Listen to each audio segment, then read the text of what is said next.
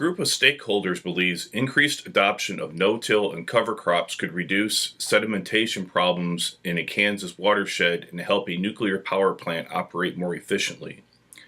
The Kansas Alliance for Wetlands and Streams, also known as KAWS, is hosting a 2-day workshop next week in hopes of increasing interest in no-till and covers as the group works to restore the Eagle Creek watershed in east central Kansas.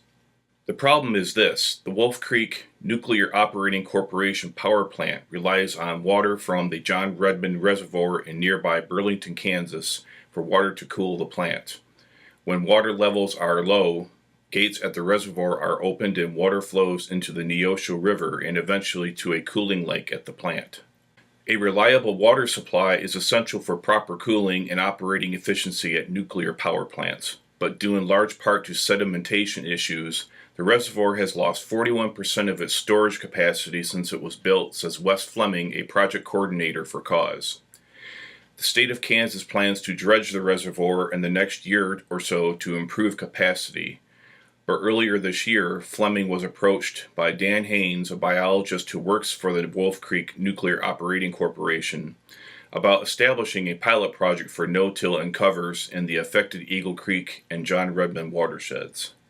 KAWS, with funding from the Wolf Creek facility and other partners, began to work with various federal, state, and local stakeholders in March to mount a campaign for no-till and cover crop adoption.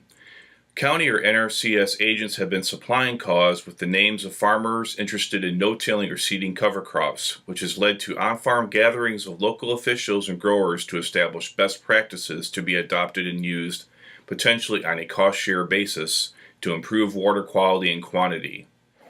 Fleming says there's plenty of research in Kansas to illustrate how no-till can stabilize or even enhance yields compared to conventional tillage, but the information doesn't always filter to a local level. No-till adoption is as low as 10% in the watershed's eastern counties, where there's mostly cattle or a mix of cattle and cropping, while more heavily cropped western counties in these watersheds see adoption rates of 30% or higher.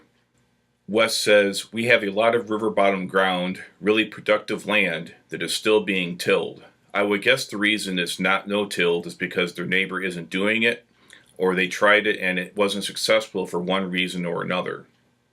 But West notes counties with more livestock producers, while not big adopters of no-till, appear to be receptive to the idea of cover crops because they can be grazed in the fall and spring rather than the animals being fed hay.